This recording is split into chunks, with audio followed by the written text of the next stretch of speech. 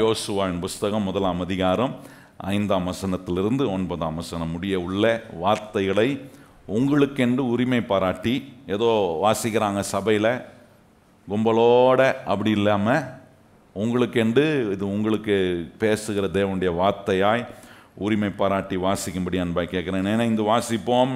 நீ உயிரோடு இருக்கும் நாளெல்லாம் ஒருவனும் உனக்கு முன்பாக எதிர்த்து நிற்பதில்லை. நான் மோசேவோடு இருந்தது போல உன்னோடும் இருப்பேன். நான் உன்னை விட்டு விலகுவதும் இல்லை, உன்னை கைவிடுவதும் இல்லை. பலன் கொண்டு திட மனதாயிரு. இந்த ஜனத்தின் பிதாக்களுக்கு நான் கொடுப்பேன் என்று ஆணையிட்ட தேசத்தை நீ அவர்களுக்கு பங்கிடுவாய். என் தாசனாகிய மோசே உனக்கு கற்பித்த நியாய பிரமாணத்தின்படியெல்லாம் செய்ய கவனமாய் இருக்க மாத்திரம் மிகவும் பலன் கொண்டு திட மனதாயிரு. நீ போகும் இடம் எல்லாம் புத்திமானாய் நடந்து கொள்ளும்படி அதை விட்டு வலது இடது புறம் விலகாதிருப்பாயாக. இந்த நியாயப்பிரமாண புஸ்தகம் உன் வாயை விட்டு பிரியாதிருப்பதாக. இதில் எழுதியிருக்கிற வகைகளின்படியெல்லாம் நீ செய்ய கவனமாய் இருக்கும்படி இரவும் பகலும் அதை தியானித்து கொண்டு இருப்பாயாக. அப்பொழுது நீ உன் வழியை வாய்க்க பண்ணுவாய், அப்பொழுது புத்திமானாயும் நடந்து கொள்வாய். நான் உனக்கு கட்டளையிடவில்லையா? பலன் கொண்டு திட மனதாயிரு, திகையாதே, கலங்காதே. நீ போகும் இடம் எல்லாம் உன் தேவனாகிய கர்த்தர் உன்னோடே இருக்கிறார் என்றான். ஆண்டவர் ஒவ்வொரு கிறிஸ்தவனும், இயேசு கிறிஸ்துவை நம்புகிற ஒவ்வொரு கிறிஸ்தவர்களும் வெற்றி உள்ளவர்களாய் வாழ வேண்டும் என்று தேவன் விரும்புகிறார். அந்த வெற்றியை நாம் அடைய முடியும் என்று விசுவாசித்து வாழணும் பாருங்க. அதுவே ஆண்டவருக்காக நீங்கள் சாட்சியாக வாழ்வதுக்கு அடையாளமான வாழ்க்கையாய் மாறிவிடும். மறுபடியும் அதை சொல்ல விரும்புகிறேன். இந்த வசனத்தை கேட்குறேன்னா இன்னைக்கு எனக்கு இருக்கிற தோல்வியை வச்சு இடப்படக்கூடாது. கர்த்தர் என்னை வெற்றி உள்ளவனாய் இருக்க, என் வழியை வாய்க்க பண்ண, நான் புத்திமானாய் இருப்பதுக்கு தேவன் எனக்கு சொல்கிறத நான் செஞ்சால் நிச்சயமாக அது எனக்கு நடக்கும். நான் இந்த நல்ல வெற்றிகரமான வாழ்க்கையை வாழ இயேசு கிறிஸ்து எனக்கு உதவி செய்கிறார் என்று நான் நம்பும்போது அந்த நம்பிக்கையே நம்மளை அதுக்கு ஏற்ற விதத்தில் சாட்சி உள்ள ஒரு வாழ்க்கையை வாழ்வதற்கு நேராக நம்முடைய வாழ்க்கையை கொண்டு வருவதை ஒவ்வொரு நாளும் நம்ம அனுபவிக்கக்கூடிய ஒரு நிலையில் கர்த்தர் நம்மளை ஆசீர்வதிப்பார். யோசுவாவுக்கு அதான் சொல்கிறார் பாருங்க. உன் வாழ்க்கையை நீ வெற்றி உள்ளவனாக மாற்றிக்கொள்ள, இந்த ஜனத்தை வெற்றிகரமான இடத்துக்கு கொண்டு போய் சேர்க்க, நீ புத்திமானாய் இந்த ஜனங்களை வழிநடத்தி செல்ல, நீ செய்யும் காரியத்தை நீ உன் வழியை வாய்க்க பண்ணுவதுக்கு ஆண்டவர் சொல்றார், இந்த வேத புஸ்தகம், இந்த நியாயப்பிரமாணம் உன்னுடைய வாயை விட்டு பிரியாதிருப்பதாக. இரவும் பகலும் அதை தியானித்து கொண்டிரு. இதில் சொல்லியிருக்கிறபடியெல்லாம் நீ செய்ய கவனமாக இருக்கும்போது ஆண்டவர் சொல்றாரு, நீ உன் வழியை நீ என்ன செய்ய முடியும்? வாய்க்க பண்ண முடியும். நீ என்னவா இருப்பன்றாரு ஆண்டவர்? புத்திமானாய் கண்டிப்பாக இருப்பேன். புத்தினனாய் இருக்க மாட்டேன். கிறிஸ்தவ மக்கள் புத்திமானாய் வாழ ஆரம்பித்தாலே வெற்றிகரமான வாழ்க்கை தான் அது. நிறைய விஷயத்தில் புத்தினமான விதத்தில் செயல்படுறோம் பாருங்க. ஆண்டவர் நம்மளை புத்தி உள்ளவர்களாக ஆக்கிறதுக்கு, ஞானம் உள்ளவர்களாக, அறிவுள்ளவர்களாக, திறமை உள்ளவர்களாக ஆண்டவர் மாற்றுவதற்காக தான் இந்த சத்தியத்தெல்லாம் எடுத்து ஆண்டவர் நமக்கு போதிக்கிறார். இந்த வசனத்தை கேட்க கேட்க எனக்குள்ள தேவன் விரும்புகிற நல் மாற்றங்களை கர்த்தர் பிறப்பிக்கிறார். இந்த நாட்களில் நம்ம கவனித்து கொண்டு இருக்கிற ஒரு மிக ஆசீர்வாதமான காரியம், பொருளாதார ஆசீர்வாதம் ரொம்ப அவசியமான ஒன்று என்று வேதம் சொல்லுகிற. தேவன் அதுக்கு முக்கியத்துவம் கொடுக்கிறார். தேவன் அதுக்கு முக்கியத்துவம் கொடுத்துருக்கும் போது தேவனுடைய பிள்ளைகளாக இருக்கிற நான் இது ஒன்றும் முக்கியம் இல்லைன்னு நினச்சேன்னா வாழ்க்கை பல காரியங்களில் சிக்கல்லையும் பல காரியங்களில் நிறைவான விதத்தில் எதுவுமே செய்ய முடியாமல் திக்குமுக்காகிற ஒரு நிலையில் அநேக கிறிஸ்தவர்கள் இருப்பதுக்கு காரணம், வேதத்தில் ஆண்டவர் இந்த பொருளாதார ஆசீர்வாதம் அவசியம் சொல்கிறாரு. அது ரொம்ப முக்கியம்னு ஆண்டவர் சொல்கிறாரு. அந்த முக்கியமான காரியத்தை நமக்கு கொடுப்பதுக்கு ஆண்டவர் சொல்கிறாரு, நான் உன்னை ஒரு உக்ரானக்காரனாக வச்சிருக்கிறேன், எல்லாவற்றையும் நிர்வாகம் பண்ணக்கூடிய நிர்வாகியாக உன்னை வச்சிருக்கிறேன், இந்த ஆசீர்வாதத்தை உன் கையில் கொண்டு வந்து கொடுக்குறேன். ஏன்னா கர்த்தர் இந்த சத்தியத்தை கேட்டு இந்த சத்தியத்தின் படி வாழ்கிற ஒரு மனுஷனை பார்த்து சொல்றாரு, நீ நீதிமானா இருக்கிறதுனால ஆண்டவர் சொல்றாரு, துன்மார்க்கம் கையில் இருக்கிற ஆஸ்தியெல்லாம் எடுத்து வந்து யார்கிட்ட கொடுக்குறாராம்? நீதிமானா இருக்கிற நம்ம கையில கொடுக்குறாரு. உலகத்தில் இருக்கிற செல்வத்தை, உலகத்தில் இருக்கிற ஆசீர்வாதங்களை கொண்டு வந்து நம்மகிட்ட கொடுக்கிறார். ஏன்னா என்ன ஒரு உக்கிரானக்காரனா, என்ன ஒரு நிர்வாகியா வச்சிருக்கார். தேவனுடைய ராஜ்யத்தை கட்ட, தேவனுடைய சுவிசேஷத்தை பரப்ப, தேவனுடைய மகத்துவத்தை வெளிப்படுத்தக்கூடிய காரியங்களுக்கு நேராக கர்த்தர் எனக்கு கொடுக்கிற பொருளாதாரத்தை எடுத்து தேவனுக்கென்று உபயோகப்படுத்துகிற ஒரு மனுஷனாய் இருக்கிற ஒரு நிலையில் நான் இருக்கும்போது ஆண்டவர் சொல்றாரு, உன் கையில், நம்ம கையில் கர்த்தர் பொருளாதார ஆசீர்வாதத்தை நிச்சயமாய் கொடுப்பார். இதை கவனிச்சோம். அதுல ஒன்று ஆண்டவர் ரொம்ப அற்புதமாக நம்ம காட்டுகிற ஒரு காரியம் என்னன்னா, எல்லா கடன்ல இருந்தும் கர்த்தர் எப்படி நம்மளை விடுதலை பண்ணி அந்த ஒரு ஆசீர்வாதமான வாழ்க்கையை வாழ்வதற்கு கர்த்தர் எப்படி இந்த பொருளாதார ஆசீர்வாதம் ரொம்ப அவசியன்றதை காட்டுறாரு. ரெண்டு காரியத்தை நம்ம கவனிச்சோம். ஒன்று, ஆண்டவர் சொல்றாரு, நல்லா கவனிச்சு பாருங்க, இந்த உலகம் பண்ணக்கூடிய ஒரு வேலை என்னன்னா, நம்மளை எப்படியாவது கடனில் இருக்க வச்சு நம்ம வாழ்நாள் முழுவதும் அதுக்கு அடிமையாக இருப்பதுக்கான வேலையை இந்த உலகமும் பல காரியங்கள் நமக்கு நேராக செயல்படுது பாருங்க. ஆண்டவர் சொல்றாரு, நீ கடன் வாங்காமல் நீ எப்படி இருப்ப? கடன் கொடுக்கிறவனா. எத்தனை பேர் அது மேலானது நினைக்கிறீங்க? கை நீட்டி இப்படி வாங்குறத காட்டிலும் கையை திறந்து இப்படி கொடுக்கறது ஆசீர்வாதம். கையை உயர்த்தி சொல்லுங்க. கையை உயர்த்துறதே ஒரு ஆசீர்வாதம் தான். எத்தனை பேருக்கு தெரியும்? கையை உயர்த்தி இப்படி உயர்த்துறது ஆசீர்வாதம். இப்படி உயர்த்ததையும் நம்ம இப்படி உயர்த்தினாதான் அர்த்தம் இருக்கு. ஏன்னா ஆண்டவர்கிட்ட நான் எல்லாத்தையும் பெற்றுக்கொள்கிறேன். பெற்றுக்கொண்டேன்னா இப்போ என் கையை திறந்து கர்த்தர் கொடுக்கக்கூடிய அந்த மேலான நிலையில கர்த்தர் நம்மளை வைப்பது, அதுவும் ஒரு ஆசீர்வாதம் பாருங்க. அப்போ இன்றைக்கு நம்முடைய வாழ்க்கையில மேலாகிற நிலை என்பது கடன் வாங்கிறது இல்லை. அநேக ஜாதிகளுக்கு கர்த்தர் நம்மளை கடன் கொடுக்கும்படி கர்த்தர் மாற்றுகிறார். இந்த ஆசீர்வாதம் நம்முடைய வாழ்க்கையில் எல்லா காரியங்களும், குடும்பத்துக்கு அவசியம், நம்முடைய தனிப்பட்ட வாழ்க்கைக்கு ரொம்ப அவசியம், நம்முடைய எதிர்காலத்துக்கு ரொம்ப அவசியம், தேவனுடைய ஊழியங்களுக்கு, தேவனுடைய ராஜ்யத்துக்கு. இந்த உலகத்தில் இருக்கிற பொருளை எடுத்து ஆண்டவர் என்ன செய்கிறார்னா, அவருடைய ராஜ்யத்தை கட்டுவதுக்கு நம்ம மூலமா அவர் வேலை செய்கிறார். பக்கத்தில் பார்த்து சொல்லுங்க, தேவன் தம்முடைய ராஜ்யத்தை கட்டுவதுக்கு ரட்சிக்கப்பட்டு தேவ சத்தியத்தை கேட்கிற உங்க மூலமாகவும் என் மூலமாகவும் கர்த்தர் என்ன பண்ணுகிறாரு? அவர் கிரியை செய்கிறார், அவர் வேலை செய்கிறார் பாருங்க. இப்போ இந்த வேலையை ஆண்டவர் செய்வதுக்கு தான் கர்த்தர் சொல்றாரு, நீ கடன் வாங்குறவனா இருக்கக்கூடாது, நீ என்ன கொடுக்கிறவனா இருக்கணும்? கடன் கொடுக்கிறவனாய். அப்படிப்பட்ட ஒரு மேலான நிலை. கடன் வாங்குறதும் கடன் கொடுக்கிறதும் இட்ஸ் ஃபேக்ட் ஆஃப் லைஃப். வாழ்க்கையில் ரொம்ப சகஜமாயிருச்சு என்னன்னா, கடன் வாங்குறது கடன் கொடுக்கிறது. ஆனால் வாழ்க்கையில் சகஜமாக இருக்கிற ஒன்றில் கொஞ்சம் மேலான நிலையில் இருக்கணும். நல்லா கவனிக்கணும். ஃபேக்ட் ஆஃப் லைஃப்ல என்னன்னா, borrowing and lending is a fact of human life. It's a fact of world அப்படிங்கிறோம் சொல்லலாம். இந்த உலகத்தினுடைய உண்மை அது. எல்லா நாடும் பாருங்க கடன் வாங்குது, கடன் கொடுக்குறாங்க.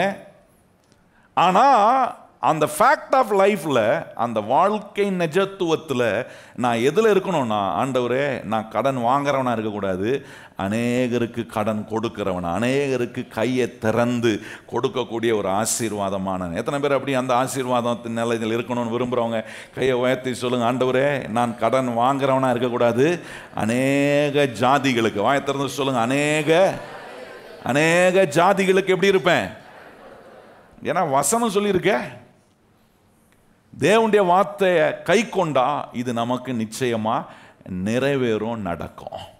அப்போ அதில் நம்ம கவனித்த ரெண்டு காரியம் பாருங்க. ஆண்டவர் சொல்றாரு, இதை செயல்படுத்துகிறது, இந்த கடன்லாம் வெளியே வர்றதுக்கு ஆண்டவர் 5 கோட்பாடுகளை, 5 சத்தியங்களை தாவீது பொறுக்கின 5 கூழாங்களுக்கு ஒப்பனையாய் ஆண்டவர் நமக்கு கற்றுக் கொடுக்கிறார்.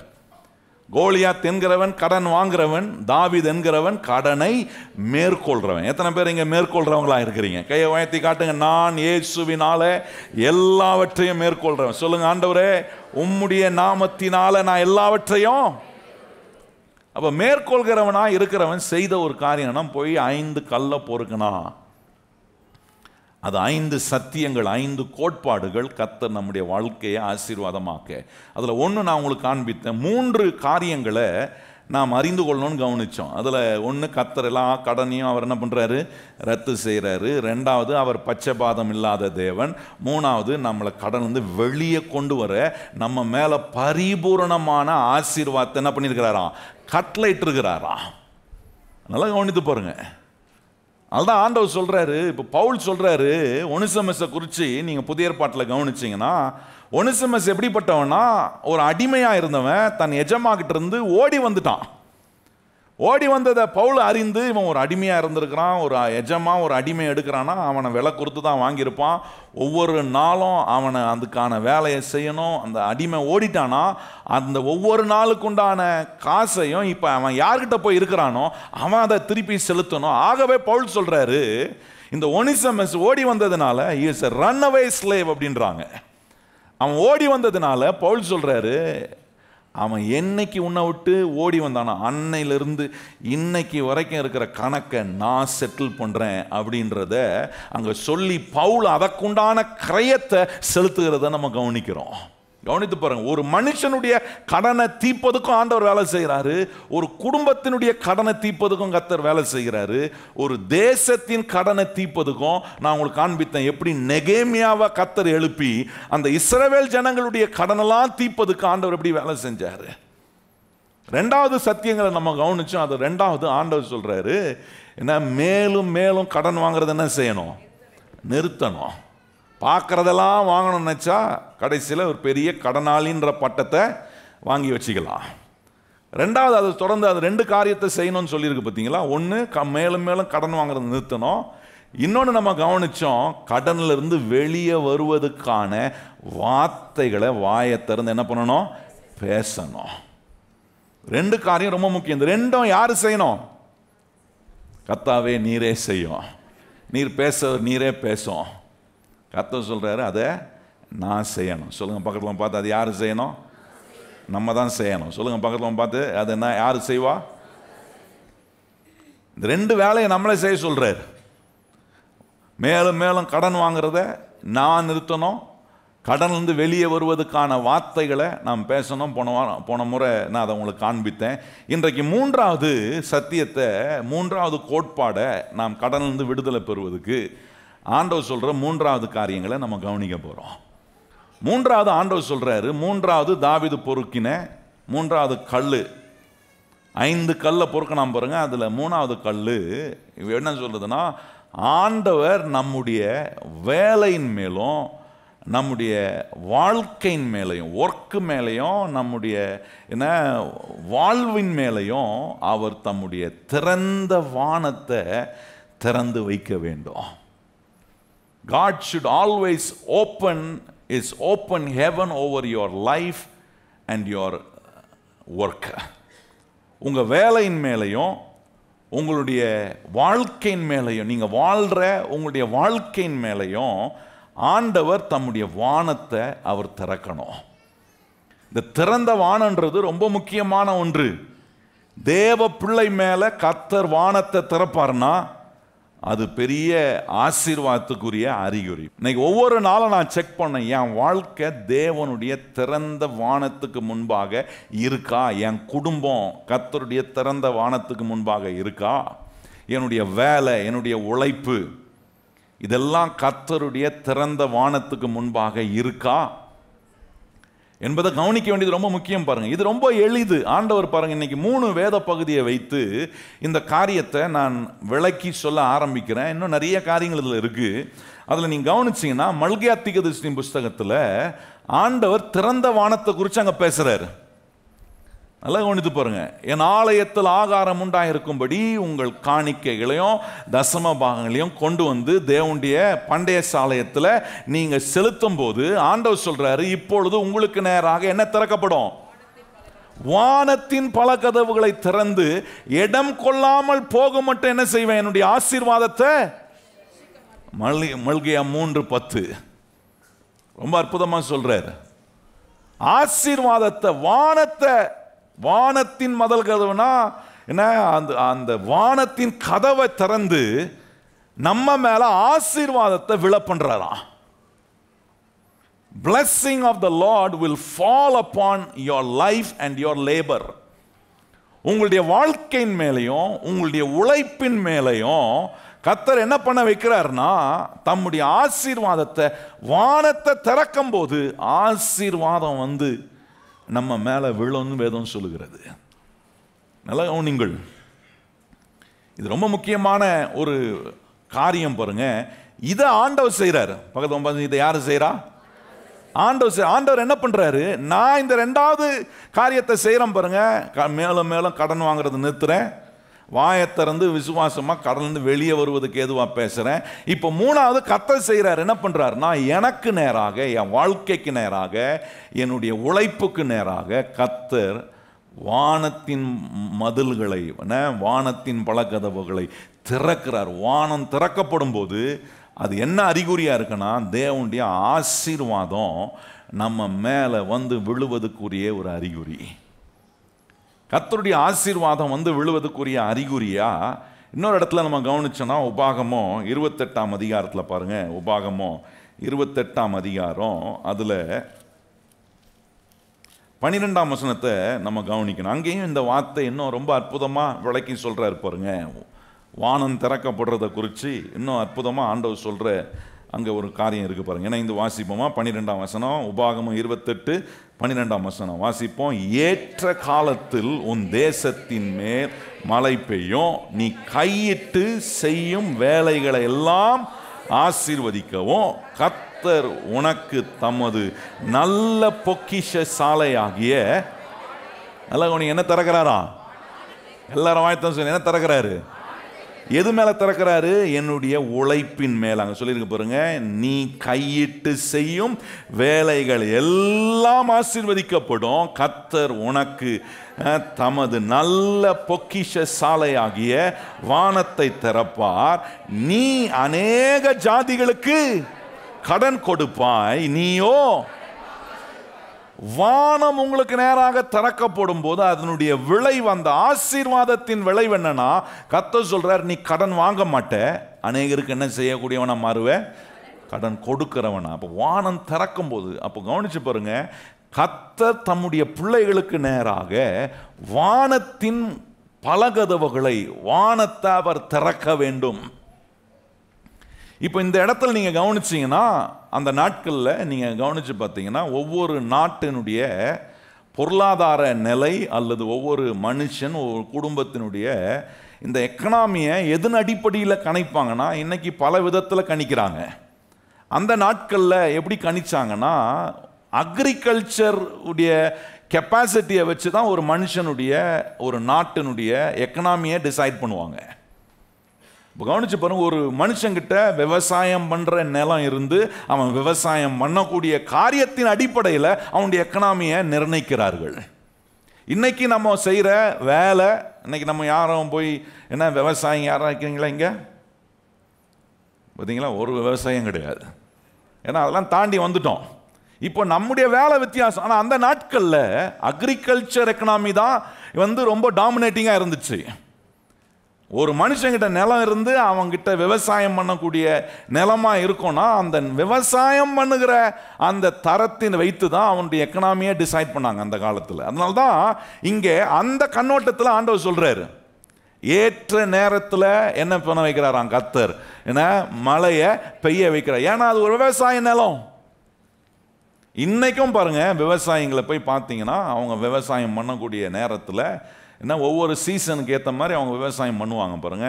நிலத்தை உழுது அதுக்கப்புறம் அதில் விதைத்து தங்க வேலையெல்லாம் முடித்த பிறகு ஒவ்வொரு விவசாயியும் சொல்கிற ஒரு வார்த்தை என்னன்னா, என் வேலை முடிஞ்சிச்சு, இப்போ என் பூமி, என் நிலம் வானத்தை பார்த்துருக்கு. ஏன்னா வானத்திலிருந்து என்ன பெய்யணும்?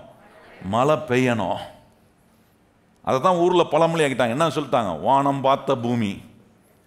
என்ன அப்படி ஆக்கிட்டாங்க. ஆனால் இங்கே வந்து ஆண்டவர் என்ன செய்கிறார்? ஒரு மனுஷன் வேலை செய்கிறான், உழைக்கிறான், அவன் போய் நிலத்தை உழுகிறான், அதுக்கப்புறம் அவன் விதைக்கிறான், விதைச்சு முடிச்சு அவனுடைய வேலையெல்லாம் முடிச்ச பிறகு அவன் கடவுளுடைய ஆசீர்வாதத்துக்காக காத்திருக்கிறான். நல்ல கவனிங்க கர்த்தருடைய பிள்ளைகளே, இன்னைக்கு நம்முடைய வாழ்க்கையில நல்லா உழைக்கலாம், நல்லா வேலை செய்யலாம், எல்லாம் பண்ணலாம் நம்ம. ஆனா மழையை பெய்ய வைக்கிறவர் கர்த்தர், வானத்தை திறக்கிறவர் கர்த்தர். கையை உயர்த்தி சொல்லுங்க, எனக்கு வானத்தை திறக்கிறவர் யாரு? ஒரு விவசாயம் பண்ண ஒரு மனுஷன், அவனுக்கு வானம் திறக்கப்படல, மழை பெய்யலனா நான் சொல்றேன் அவனுக்கு விளைச்சலே கிடையாது. அவன் வாங்கின தானியம் வேஸ்ட்டு, அவன் உளுந்த நிலம் வேஸ்ட்டு, எல்லாமே வேஸ்டா போது பாருங்க. அதுல பலன் இல்லை, அவனுக்கு ஆகாரம் இல்லை, அவனுக்கு நன்மை இல்லை. அவன் என்ன செய்ய வேண்டியதா இருக்கு?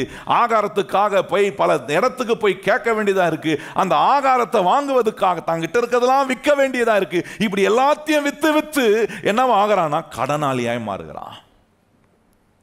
இன்னைக்கு நிறைய நாட்டில், ஏன் நம்ம நாட்டில் பாருங்க விவசாயினுடைய கடன் தான் அதிகமாக இருக்கு. ஏன்னா அவங்களுடைய நிலத்தில் ஏற்ற நேரத்தில் என்ன பெய்ய முடியல, மழை பெய்யல, ஏற்ற விதத்தில் தண்ணி அவங்களுக்கு நிலத்துக்கு நேராக வருவதுக்கான சேனல் இல்லை. அப்போ கவனிச்சு பாருங்க, இன்னைக்கு நான் விவசாயி கிடையாது, ஆனால் என்ன கர்த்தர் ஏதோ ஒரு வேலை செய்யும்படி எனக்கு ஒரு வாழ்க்கையை கொடுத்து, எனக்கு ஒரு குடும்பத்தை கொடுத்து, நான் வேலை செய்யக்கூடிய ஒரு வேலையை கர்த்தர் எனக்கு கொடுத்து, சில பொறுப்புகளை கொடுத்து என்ன தினந்தோறும் கர்த்தர் சில வேலைகளை என் மூலமாக செய்து கொண்டிருக்கிறாரு. அந்த வேலையை செய்யும் போது நான் ஒவ்வொரு நாளும் ஆண்டவரே எனக்கு நேராக உம்முடைய வானத்தை நீ திறக்கணும் ஆண்டவரே என்று கர்த்தரை நோக்கி நாம் பார்க்க வேண்டியது ரொம்ப அவசியம். பாருங்க, உலகத்திலேயே இந்தியா நாட்டு மக்களுக்கு உலகம் முழுவதும் கொடுக்குற ஒரு பெரிய சர்டிஃபிகேட் என்னன்னா, இந்தியர்களை போல உழைக்கவே முடியாதுன்னு வாங்கலாம். நான் சொல்ல புரியுதா உங்களுக்கு? இந்தியா தேசத்தில் இருக்கிற இந்திய மக்களை போல ஹார்ட் ஒர்க்கரை நீங்கள் உலகத்தில் எங்கேயுமே பார்க்க முடியாதுன்னு வாங்க. வெளிநாட்டில் இருக்கிறவங்களாம் அதுதான் சொல்கிறாங்க. பாருங்க என்ன சொல்கிறாங்க, தேர் ஹார்ட் ஒர்க்கர்ஸ். எங்கள் ஆளுங்கள்லாம் சோம்பேறிகளாக இருக்கிறாங்க. ஆனால் இந்தியாக்காரன் வந்தானா அவன் 8 மணி நேரம் இல்லை 12 மணி நேரம் உழைக்கிறான், 18 மணி நேரம் உழைக்கிறார்கள். நல்லா நீங்கள் எவ்வளோ ஹார்ட் ஒர்க் நம்மக்கிட்ட இருந்தாலும் நமக்கு நேராக வானம் திறக்கப்படலைன்னா ஆசீர்வாதம் இருக்காது. நான் இன்னைக்கு கடினமான வேலையை நாம் பண்ணக்கூடாதுன்னு சொல்லலை, ஆனால் அந்த கடினமான வேலையை முக்கியப்படுத்தலை. அந்த வேலையின் மேலே எனக்காக வானத்தை திறக்கிற ஒரு கர்த்தர் இருக்கிறார் என்பதை முக்கியப்படுத்தும் போது, அந்த ஆசீர்வாதம் எனக்கு உண்டாகும் போது, தம்முடைய நல்ல பொக்கிஷ சாலயத்தில் இருந்து கர்த்தர் என்ன செய்கிறார்னா எனக்கு நன்மையை என் மேலே கர்த்தர் வர்ஷிக்க பண்றார். அது எப்படி நடக்குதுன்னா, எனக்கு நேராக கர்த்தர் வானத்தை திறக்கிறாரு. நான் கேட்குறேன், இங்கே இருக்கிற எத்தனை பேர் ஒவ்வொரு நாளும் இந்த ஜெபத்தை பண்ணியிருக்கீங்க? ஆண்டவரே இன்னைக்கு நான் வெளியே போகிறேன், இன்னைக்கு நான் வேலை செய்கிறேன், என் வேலையில் ஆண்டவரே என் உழைப்பின் மேலே உம்முடைய வானத்தை நீ திறக்கணும், ஆண்டவரே உம்முடைய ஆசீர்வாதத்தை என் மேலே ஆண்டவரை வர்ஷிக்கணும் அப்படின்னு எத்தனை முறை நம்ம கேட்டிருக்கோம்? யோசித்து பாருங்க. போய் உழைக்கிறேன், வரேன், கர்த்தர் எல்லாத்தையும் பார்த்து கர்த்தர் என்ன பார்க்குறாரு, கர்த்தருக்கு முன்பாக செய்கிறேன், அதெல்லாம் கரெக்டு தான். ஆனால் ஆண்டவர்கிட்ட கேட்கணும், ஆண்டவரே உம்முடைய நல்ல பொக்கிஷ சாலயமாகிய ஆண்டவரே வானத்தை நீ திறந்து என்னை ஆசீர்வதிக்கும் போது தான் என்னை ஆண்டவர் எந்த நிலையிலேருந்து வெளியே கொண்டு வர்றாருன்னா, கடன் வாங்குறதுலேருந்து வெளியே கொண்டு வந்து அநேக ஜாதிகளுக்கு என்ன சொல்கிறாரு, கடன் கொடுக்கிற ஒரு நிலை. கவனிச்சு பாருங்க, இது எவ்வளோ முக்கியமான ஒன்று. ஒருத்தர் என்கிட்ட சொல்லிட்டு இருந்தார் பாருங்க, சொன்னார், நான் என் வேலையை தான் கடவுளாக நினைக்கிறேன் அப்படின்னாரு. அப்போ இவருக்கு என்ன நம்பிக்கை? தாம் வேலை, தன்னுடைய உழைப்பு, இதை தான் பெரிய கடவுளாக நினைக்க. நான் சொன்னேன் அவர்கிட்ட, உங்கள் வேலையை காட்டிலும் கடவுள் ரொம்ப பெரியவருங்க அப்படின்னு சொன்னேன். ஏன்னா இன்னைக்கு அந்த வேலை போயிடுச்சுன்னா அவருக்கு அப்புறம் கடவுளே கிடையாது. நான் சொல்ல புரியுதா உங்களுக்கு? வேலையை கடவுளா நினைக்கிற ஒரு மனுஷனுக்கு திடீர்னு வேலை போயிடுச்சுன்னா கடவுளே போயிட்டாரா? தான் ரொம்ப முக்கியம். பாருங்க, கடவுள் கூட இருக்கிறாரு, கடவுள் நம்மளை பார்க்குறாரு, கடவுள் நமக்கான காரியங்களை நமக்கு செய்வதற்கான அறிவை நமக்கு கொடுக்குறாரு. எப்படி காட்டுறாரு? இந்த வேலை என்னுடைய கடவுள் இல்லை, எனக்கு வேலையை கொடுக்கிற ஒரு தேவன் இருக்கிறார். கொடுக்கிறவர் மாத்திரம் இல்லை, அந்த வேலையை திறம்பட செய்ய எனக்கு பலனை கொடுக்கிறார். அந்த வேலையை செய்யும் போது தம்முடைய வானத்தை எனக்கு நேராக திறந்து தம்முடைய ஆசீர்வாதத்தை அவர் வர்ஷிக்கிறதுனால நிறைய மாற்றங்களை, நிறைய முன்னேற்றங்களை நம்முடைய வாழ்க்கையில் ஒவ்வொன்றாய் நாம் அடைய கர்த்தர் நமக்கு உதவி செய்கிறார். அப்போ ரொம்ப பெருசாக பேச வேண்டியது நம்முடைய வேலையில், என் வேலை மேலே கர்த்தர் தம்முடைய வானத்தை திறந்து ஆசீர்வாதத்தை வர்ஷிக்கிறத பெருசாக பேசுகிறேன். கையை உயர்த்தி சொல்லுங்கள், கர்த்தர் என் மேலே எனக்கு நேராக வானத்தை திறந்து தம்முடைய ஆசீர்வாதத்தை வர்ஷிக்கிறாரு பாருங்க, அதை தான் நான் பெருசாக பேசுகிறேன். இப்படிப்பட்ட நிலைகளில் நம்முடைய வாழ்க்கை இருக்கா, நம்முடைய பிரயாசங்கள் இருக்கா? இப்படி எனக்கு நேராக கர்த்தர் வானத்தின் பல கதவுகளை திறக்கிறாரா? எனக்கு நேராக வானம் திறக்கப்பட்டிருக்கிறதா? அவருடைய நல்ல பொக்கிஷ சாலயத்திலிருந்து கர்த்தர் எனக்கு நன்மையை வர்ஷிக்கிறாரா? அப்படின்னா நான் சொல்றேன், கர்த்தருடைய பிள்ளைகளே, வேதம் சொல்லியிருக்கிறபடி நீயோ கடன் வாங்காமல் அநேக ஜாதிகளுக்கு என்ன செய்வாய்? கடன் கொடுப்பாய்.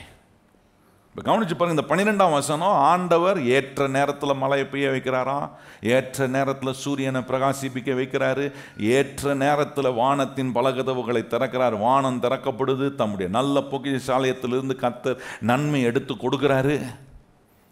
இதெல்லாம் வெறும் என்னுடைய ஹார்ட் ஒர்க், என்னுடைய உழைப்பினால வர்றதில்லை. நான் கர்த்தரை நம்பி, கர்த்தரை சார்ந்து, என் கண்ணை அவர் மேல வச்சு, அவர் சொல்ற சத்தியங்களை கை கொண்டு, இந்த தேவ வசனங்களை நான் எனக்கு ஒவ்வொரு நாளும் அதை என்னுடைய வாழ்க்கையின் ஜீவியமாக மாற்றி இதில் சொல்லியிருக்கிறபடியெல்லாம் செய்கிறதுனால இப்போ கர்த்தர் எனக்கு நேராக வானத்தின் கதவுகளை திறக்கிறாரு. இப்போ வானத்தின் கதவுகளை கர்த்தர் திறக்கும் போது எப்படி ஆசீர்வாதம் நம்ம மேல வருகிறதுன்றதை கவனிச்சோம் பார்த்தீங்களா? இந்த வானம் நமக்கு திறக்கப்படலைன்னா எப்படி இருக்கும் கொஞ்சம் யோசித்து பாருங்க. வானம் திறக்கப்படலைன்னா நம்முடைய வாழ்க்கை எப்படி இருக்கும் கொஞ்சம் அதையும் கொஞ்சம் கவனிக்கணும்ல. உபாகமம் 28ஆம் அதிகாரத்தில் 23ஆம் வசனத்தில் அங்கே அந்த வார்த்தை சொல்லியிருக்கிறத கவனிச்சு பாருங்க. தேவன் வானத்தின் கதவுகளை திறக்கும் போது ஆண்டவர் எவ்விதமான ஆசீர்வாதத்தை அவர் கட்டளையிடுறாரு. இப்போ வானத்தின் கதவுகள் திறக்கப்படலைன்னா எப்படி இருக்கு அதையும் கொஞ்சம் கவனிக்கணும்ல. இப்படிப்பட்ட நிலையில நான் இருக்கணும்னு கர்த்தர் விரும்பல. கர்த்தர் என் வாழ்க்கையும் என்னுடைய உழைப்பும் திறந்த வானத்துக்கு கீழே இருக்கணும், அடைப்பட்ட வானத்தின் கீழே இருக்கக்கூடாது. வாசிப்போமா? 23ஆம் வசனம், உபாகமம் 28ஆம் அதிகாரம் 23ஆம் வசனம் வாசிப்போம். உன் தலைக்கு மேல் உள்ள வானம் வெண்கலமோ, உனக்கு கீழ் உள்ள பூமி. எவ்வளோ பெரிய வார்த்தை பாருங்க, எவ்வளோ கடினமான வார்த்தை அது.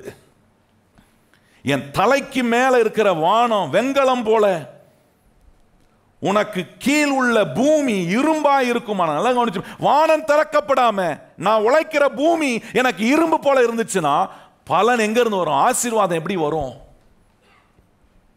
சிலலாம் பாருங்க, உழைப்பாங்க, பல மணி நேரம் உழைப்பார்கள், பல காரியங்களை செய்வாங்க, ஆனா அந்த நிறைவே இல்லாத ஒரு வாழ்க்கை. சம்பாத்தியம் வருது, நல்லா சம்பாதிக்கிறேன், நல்ல சம்பாத்தியம் தான், ஆனா அந்த சம்பாத்தியத்தில் எனக்கு ஒரு சந்தோஷம் இல்லை, அதுல ஒரு நிறைவு இல்லை. ஏன்னா இங்கே வேதம் சொல்லுது, வானம் திறக்கப்படலைன்னா அது வெண்கலம் போல இருக்குமா, பூமி எப்படி இருக்குன்றாருன்னா இரும்பு மாதிரி ஆயிடும். இரும்பு மாதிரி பூமி இருந்துச்சுன்னா உங்க பிரயாசத்துல நீங்க விதைக்கிற விதை, நீங்க எடுக்கிற பிரயாசம், அது என்ன விளைவை கொண்டு வர யோசித்து பாருங்க. ஆண்டவர் சொல்றாரு, என்னுடைய பிள்ளைகளை அவர்களுக்கு நேராக வானம் அடைக்கப்பட்ட வானமாய் அல்ல, வெண்கலம் போல இருக்கிற வானமாய் அல்ல, பூமி இரும்பு போல இருக்கிற ஒரு பூமியா அல்ல. ஆண்டவர் சொல்றார், என் பிள்ளைகளுக்கு நேராக வானம் திறக்கப்பட்டு கர்த்தர் தம்முடைய நல்ல பொக்கிஷ சாலயத்தில் இருந்து கர்த்தர் தம்முடைய ஆசீர்வாதத்தை எடுத்து நம்ம மேல அவர் வர்ஷிக்கும் போது ஆண்டவர் சொல்றாரு, நீ கடன் வாங்குறவனா இருக்க மாட்டேன், கடன் கொடுக்கிறவன். அப்படின்னா நீ தரித்திரம் பிடிச்சவனா நான் இருக்க மாட்டேன், ஆசீர்வதிக்கப்பட்டவனா, நான் முன்னேறுகிறவனா, தோல்வி உள்ளவனா இருக்க மாட்டேன், ஜெயிக்க கூடியவனாய் வெற்றி உள்ளவனா கர்த்தர் மாத்துறாரு. அதுக்குதான் இங்க காட்டுறாரு பாருங்க, எப்படி ஒரு மனுஷனுக்கு நேராக அந்த வார்த்தை உபயோகம், நம்முடைய தலைக்கு மேல் உள்ள வானம். அந்த வார்த்தை பாருங்க, நம்ம தலைக்கு மேல் உள்ள வானம் வெண்கலமா இருக்கோனா, நிச்சயமா நான் வேலை செய்யற இடம் எப்படி இருக்கும்னா இரும்பு மாதிரி தான் இருக்கும். என் தலைக்கு மேல இருக்கிற வானம் திறக்கப்பட்ட வானமா இருந்து கர்த்தர் தம்முடைய நல்ல பொக்கிஷ சாலயத்திலிருந்து எடுத்து நன்மையை, ஆசீர்வாதத்தை என் மேல கட்டளையிடும் போது எவ்வளோ கடினமான வேலையா இருந்தாலும் அந்த வேலையில கர்த்தர் தம்முடைய ஆசீர்வாதத்தை கட்டளையிடுறாரு. அழகு நீங்கள் தேவனுடைய பிள்ளைகள் இருக்கிற ஒரு ஸ்பெஷாலிட்டி என்ன தெரியுமா? மீட்கப்பட்டிருக்கிற ரட்சிக்கப்பட்டிருக்கிற தேவனுடைய பிள்ளைகளுக்கு இருக்கிற ஒரு ஸ்பெஷாலிட்டி என்னன்னா, ஆண்டவர் எல்லா சாபத்தையும், எல்லா தரித்திரத்தையும், எல்லா கடினமான சூழ்நிலைகள், எங்க விளைவே வராதோ, எங்க பலனே வராதோ, எங்க வாய்க்கவே முடியாதோ, அங்க நம்மளை வாய்க்க வைத்து காட்டுகிற வேலையை கர்த்தர் செய்யறாரு. ஏன் செய்கிறார்னா, எனக்கு நேராக வானம் திறக்கப்பட்டு, கையை உயர்த்தி சொல்லுங்க, எனக்கு நேராக, என் குடும்பத்துக்கு நேராக, என் வேலைக்கு நேராக, என் தொழிலுக்கு நேராக, என் எதிர்காலத்துக்கு நேராக, இந்த சபைக்கு நேராக கர்த்தர் திறந்த வானத்தை வைச்சிருக்கிறார். நல்ல பொக்கிஷ சாலயத்திலிருந்து எடுத்து நன்மையை என் மேல வைக்கிறாரு, என் மேல வர்ஷிக்க பண்றார். அது என் மேல விழுது. என் தலைக்கு மேல இருக்கிற வானம் வெங்கலமா இல்லை. நான் கை வைத்து செய்கிற என்னுடைய பிரயாசம், பூமியில நான் வேலை செய்யறேனே, இந்த பூமி எனக்கு இரும்பு மாதிரி இல்லை. நல்லா கவனிங்கள். கர்த்தருடைய பிள்ளைகளுக்கு ஆண்டவர் சொல்றாரு, உன் தலைக்கு மேல வெங்கலமும் இல்லை, நீ செய்கிற பூமி இரும்பாவும் இல்லை, உன் தலைக்கு மேலே திறந்த வானத்தை கர்த்தர் வச்சிருக்கிறாரு. நான் கையிட்டு செய்யும் என் வேலையை கர்த்தர் ஆசீர்வதிக்கிறார். அப்போ இந்த மூணாவது சத்தியம் பாருங்க, ரொம்ப முக்கியம். எனக்கு நேராக, என் வாழ்க்கைக்கு நேராக, என் உழைப்புக்கு, என்னுடைய லிவிங்க்கு நேராக, என்னுடைய லேபருக்கு நேராக கர்த்தர் திறந்த வானத்தை அவர் உண்டு பண்ணி, He creates that open heaven. கர்த்தர் திறந்த வானத்தை உண்டாக்கும் தான் சொல்கிறேன். கர்த்தருடைய பிள்ளைகளே, என் தலைக்கு மேலே வெங்கலம் கிடையாது. நான் கை வைத்து வேலை செய்கிற இடம் எப்படி இருக்காது? இரும்பு மாதிரி இருக்காது. எத்தனையோ பேருக்கு வாய்க்காமல் இருக்கலாம், ஆனால் எனக்கு காரியங்கள் வாய்க்கும். ஏன்னா எனக்கு நேராக வானம் திறக்கப்பட்டிருக்கு. கையை உயர்த்தி சொல்லுங்கள், எனக்கு நேராக என்ன திறக்கப்பட்டிருக்கு? வாசல்கள் திறக்கப்படும். இதுவரைக்கும் திறக்காத வாசலெல்லாம் கர்த்தர் நமக்காக திறப்பாரு. ஏன் திறக்கிறாருன்னா, எனக்கு நேராக வானம் திறக்கப்பட்டிருக்கு. பாருங்க, ஆண்டவர் எல்லாரையும் ஆசீர்வதிக்க விரும்புறார். அது எந்த சந்தேகமும் இல்லை. நீங்க கவனிச்சு பார்த்தீங்கன்னா, மத்தேயு சுவிசேஷம் 5ஆம் அதிகாரம் 45ஆம் வசனத்தை நீங்க வாசித்தீங்கன்னா, நல்லோர் மேலையும் தீயோர் மேலையும் கர்த்தர் என்ன வர வைக்கிறாராம்? சூரியனை பிரகாசிக்க வைக்கிறாரு, மழை என்ன பண்ண வைக்கிறாரு? பெய்ய வைக்க. இதெல்லாம் பொதுவான ஆசீர்வாதம். நல்லா கவனிங்க. இந்த காரியம்லாம் இதுக்காக ஆண்டவர் வானத்தை திறக்கிறது, மழையை பெய்ய வைக்கிறது. ஏன்னா சூரியனை காலையில் உதிக்க வைக்கிறார், அப்புறம் சூரியன் அஸ்தமாகுது. இதெல்லாம் காமனாக நடக்குது பாருங்க. இது எல்லா மக்களுக்கும் காமனாக நடக்கிற ஒரு காமன் பிளெஸிங். ஆனால் ஒரு ரட்சிக்கப்பட்ட தேவனுடைய பிள்ளைக்கு இந்த காமன் பிளெஸிங்லே இல்லை. இந்த காமன் பிளெஸிங்ல இருந்து என்ன ஒரு ஸ்பெஷல் பிளெஸிங்குள்ள கர்த்தர் கொண்டு வர்றார். பக்கத்தில் பார்த்து சொல்லுங்க, நம்மளை கர்த்தர் எதுக்குள்ள கொண்டு வந்திருக்கிறாரு? அவருடைய ஸ்பெஷல் பிளெஸிங் உள்ள. பக்கத்தில் பார்த்தோம், இயேசு கிறிஸ்துவுக்குள்ள இருக்கிற ஸ்பெஷல் பிளெஸிங் உள்ள கர்த்தர் நம்மள என்ன பண்றாரு? இந்த காமன் பிளெஸிங் எப்படின்னா, நாட்டில் கொடுக்குறாங்க பாருங்க, சத்து உணவு சாப்பாடுன்றோம் பார்த்தீங்களா? அது காமன் பிளெஸிங். யார் வேணாலும் போய் சாப்பிடலாம். காசு இருக்கிறவங்களும் சாப்பிடலாம், காசு இல்லாதவங்களும் போய் சாப்பிடலாம். அது காமன். அது நான் தப்புன்னு சொல்லலாம், நல்லது தான். அது ஆண்டவருக்காக நன்றி சொல்கிறேன். இப்படி ஒரு எல்லா நாட்டிலையும் இப்படி ஒரு அரசாங்கம் இருந்து அவங்களுக்கான சத்து உணவை கொடுத்து அவங்களுக்கு ஆகாரம் கொடுக்கறதெல்லாம் கரெக்டு தான். ஆனால் ரட்சிக்கப்பட்டிருக்க தேவனுடைய பிள்ளை வாழ்நாள் முழுவதும் மிட் டே மீல்லே இருந்துடக்கூடாது. இந்த சத்துணவுலேயே, சத்துணவு திட்டத்திலே இருந்துடக்கூடாது. இல்லை, அதை காட்டிலும் மேலான ஒரு ஆசீர்வாதத்துக்குள்ள கர்த்தர் வச்சிருக்காங்க. சொல்லுங்க, அதை காட்டிலும், காமன் பிளெஸிங்கை காட்டிலும் ஸ்பெஷல் பிளெஸிங்குள்ள என்ன வச்சிருக்காங்க? கையை வாய்ச்சி சொல்லுங்க, காமன் பிளெஸிங்கை காட்டிலும் என்ன ஸ்பெஷல் பிளெஸிங்குள்ள வச்சு. காமன் பிளெஸிங் எல்லாருக்கும் காமன். ஆனால் நான் கர்த்தருடைய பிள்ளையாச்சே, ரட்சிக்கப்பட்டிருக்கிறேனே, நான் கர்த்தருக்கு ரொம்ப ஸ்பெஷல். கையை வாய்ச்சி சொல்லுங்க, நம்ம ஆண்டவருக்கு எப்படிப்பட்டவங்க? எத்தனை பேர் நம்புறீங்க நீங்கள் ஆண்டவர் ஸ்பெஷலான ஆள் தானா? உங்களை பக்கத்தில் இருக்கிறவங்களுக்கு, உங்களை சுற்றி இருக்கிறவங்களுக்கு நீங்கள் ஸ்பெஷலோ இல்லையோ, நான் சொல்கிறேன், உங்களை ரட்சித்த இயேசுவுக்கு நீங்கள் ரொம்ப ஸ்பெஷல்.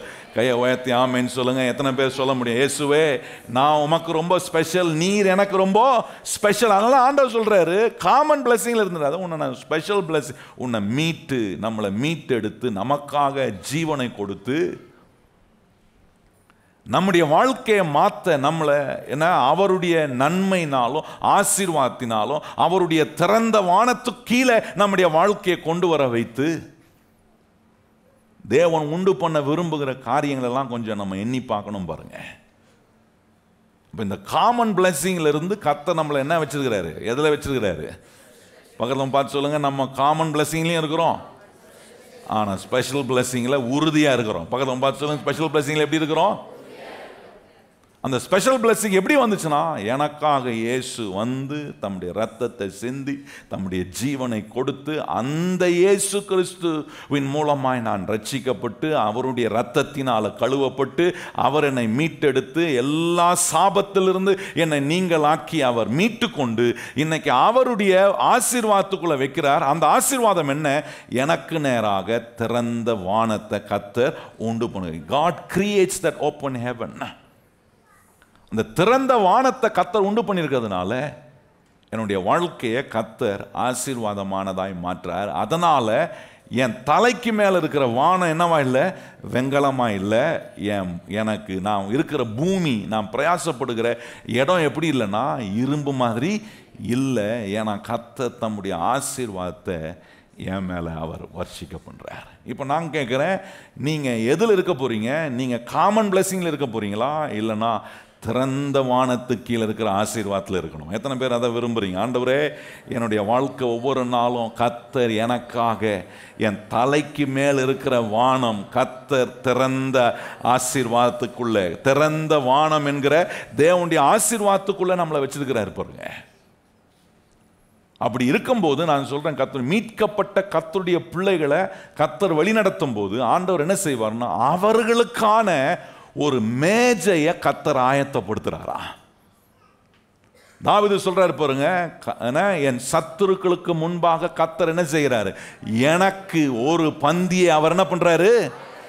மீட்கப்பட்டவர்களுக்கெல்லாம் பந்திய கர்த்தர் ஆயத்தப்படுத்துறார். பக்கத்தில் பார்த்து சொல்லுங்க, நீங்களும் நானும் மீட்கப்பட்டவர்களா இருக்கிறதுனால நமக்காக கர்த்தர் என்ன ஏற்படுத்துறாரு? அதான் ஸ்பெஷல் பிளெஸிங்.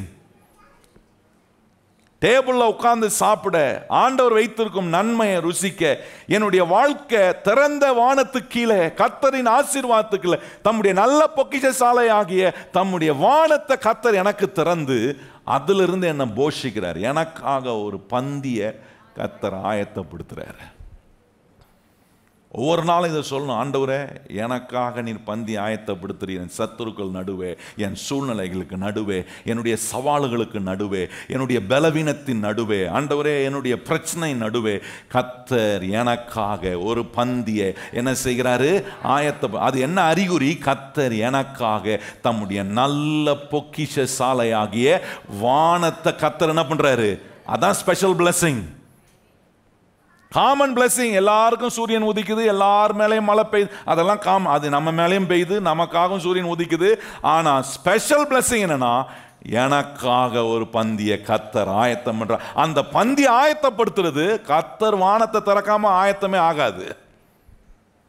அதுதான் தாவீது சொல்றாரு பாருங்க, ஆண்டவரே நீர் என் மெய்ப்பராக இருக்கிறீர், நீர் எனக்கு ஆண்டவரே துணையாக இருக்கிறீர், என் வழிகளை உம்முடைய கருத்தில் ஒப்பு கொடுக்குறேன், நீர் என்னை காண்கின்றீர், உண்மையை முன்பதாக வச்சிருக்கிறேன், அதனால் என்னை சுற்றி இருக்கிற சத்துருவுக்கு முன்பாக நீர் எனக்கு ஒரு பந்தியை என்ன செய்வீர்? சொல்லுங்க, கையை உயர்த்தி, கர்த்தாவே என்னை சுற்றி இருக்கிற எல்லா சவால்களிலும் எனக்கு கர்த்தர் ஒரு பந்தியை, அதான் ஸ்பெஷல் பிளெஸிங். அந்த பந்தி அவர் ஆயத்தப்படுத்தும் போது என் தலைக்கு மேலே உள்ள வானம் வெங்கலமாக இருக்காது. நான் இருக்கிற இடம், நான் பிரயாசப்படுற இடம், பூமி எப்படி இருக்காதுன்னா இரும்பாக இருக்காது. தம்முடைய நல்ல பொக்கிஷ சாலையாக வானத்தை கர்த்தர் திறந்து என் மேலே ஆண்டவர் என்ன பண்ணுறாரு? ஆசீர்வாதத்தை அவர் வர்ஷிக்கிறார். அதுதான் சாலமோன் பாருங்க சொல்லும் போது, உன்னத பாட்டை சாலமோன் நீங்கள் கவனிச்சிங்கன்னா, அங்கே 2ஆம் அதிகாரம் 4ஆம் வசனத்தை கவனிச்சிங்கன்னா அங்கே சொல்கிறாரு, கர்த்தர் என்ன எப்படி கொண்டு போகிறாருன்னா தம்முடைய விருந்து சாலைக்கு என்னை அவர் அழைத்து செல்றாராம். ஆனால் ரொம்ப அற்புதமாக இருக்கு. கர்த்தர் என்னை எங்கே அழைத்துட்டு போறாரு? விருந்து சாலை. அப்படின்னா கர்த்தர் எனக்காக உண்டு பண்ணின ஒரு மேஜைக்கு நேராக என்னை அழைத்துட்டு செல்றாரு. அதுல என்ன இல்லை, குறைவு கிடையாது. அதுல ஆண்டவர் லிமிட் எல்லாம் வைக்கிறவர் இல்லை. God is an unlimited God. அளவற்ற விதத்தில் ஆண்டவர் என்ன ஒரு விருந்து சாலைக்கு, ஆண்டவர் சொல்லலை நான் உன்னை ஒரு என்ன சத்து உணவு சாப்பாடு சாப்பிட்றதுக்கு கூட்டிகிட்டு போகிறேன், என்ன உனக்கு அது குறைவு இது குறைவு இந்த குறைவு. ஆண்டவர் தம்முடைய ஜனங்களை நடத்தும்போது சொல்கிறாரு, நான் உன்னை பாலும் தேனும் ஓடும் விசாலமான தேசத்துக்கு கொண்டு போகிறேன். குறைவில்லாத தேசம், நல்ல விளைச்சலை உண்டு பண்ணுகிறது. ஏன்னா அங்கே வானம் திறக்கப்பட்டிருக்கிறது. கர்த்தருடைய பிள்ளைகளாக இருக்கிறேன்னா, வேலைக்கு போகும்போது என் குடும்பத்தில் இருக்கும்போது நான் எங்கே போனாலும் நான் உன்னை நம்புகிறேன். கர்த்தர் தம்முடைய நல்ல பொக்கிஷசாலை ஆகிய வானத்தை எனக்கு அவர் திறக்கிறார். எத்தனை பேர் அந்த வார்த்தையை சொல்ல வருமே? கர்த்தர் தம்முடைய நல்ல, சொல்லுங்க வாயத்திலிருந்து, நல்ல பொக்கிஷசாலை ஆகிய வானத்தை என்ன பண்ணுறார் கர்த்தர் நமக்காக. நம்புங்க இன்னைக்கு அதை. எனக்காக அவர் திறக்கிறாரு. எனக்காக கர்த்தர் என்ன செய்கிறாருன்னா ஒரு பந்தி ஆயத்தப்படுத்துறாரு. விருந்து சாலைக்கு என்ன அவர் என்ன பண்றாரு, அழைத்துட்டு போறாரு. ஆண்டவர் நம்மளை ஒவ்வொரு நாளும் நம்முடைய வாழ்க்கையை விருந்து சாலைக்குள்ள கொண்டு போக விரும்புறாரு. நான் எது கீழே இருக்க விரும்புகிறேன், எந்த மாதிரி மேஜையில் இருக்க விரும்புகிறேன், நல்ல கவனிங்க. அதை தெரிந்து கொள்ள வேண்டிய கர்த்தருடைய பிள்ளைகள் நான் ஒவ்வொரு நாளும் சொல்லணும், ஆண்டவரே எனக்கு நேராக கர்த்தர் வானத்தின் பல கதவுகளை திறக்கிறாரு. என் மேலே ஆசீர்வாதத்தை வருஷம், என் பிள்ளைகள் மேலே, என் குடும்பத்தின் மேலே, என் பிரயாசத்தின் மேலே. இதை சொல்லி பாருங்க. இந்த ஒரு ஆசீர்வாதம், வானம் திறக்கிற ஒரு ஆசீர்வாதத்துக்கு கீழே உங்கள் வாழ்க்கை வரும்னா, நான் சொல்கிறேன், உங்கள் குறைவெல்லாம் நிறைவாகிறத கர்த்தர் நீங்கள் உங்கள் சொந்த கண்ணால் எதெல்லாம் சிக்கியிருக்கிறனோ, எதெல்லாம் மாட்டிருக்கணும், அதெல்லாம் கர்த்தர் அற்புதமாய் உங்களை வெளியே கொண்டு வரக்கூடிய ஆசீர்வாதமான வழிகளை தேவன் உண்டு பண்ணுகிறத நீங்கள் பார்ப்பீங்க. ரொம்ப முக்கியம் பாருங்க. இன்னைக்கு நம்முடைய மனசுக்குள்ளே இது இருக்கிறது இல்லையே, குறைய தானே கொண்டு போய் மனசுக்குள்ளே வைக்கிறோம், நம்ம கஷ்டத்தை தானே கொண்டு போய் மனசுக்குள்ளே வைக்கிறோம், நம்முடைய கடன், நமக்கு இருக்கக்கூடிய காரியங்கள், அழுத்தங்கள், இதெல்லாம் தான் கொண்டு போய் வைக்கிறேன். என்ன அது என்னவா பார்க்குதுன்னா, என்னவா ஆக்குதுன்னா இரும்பு மாதிரி ஆக்குது.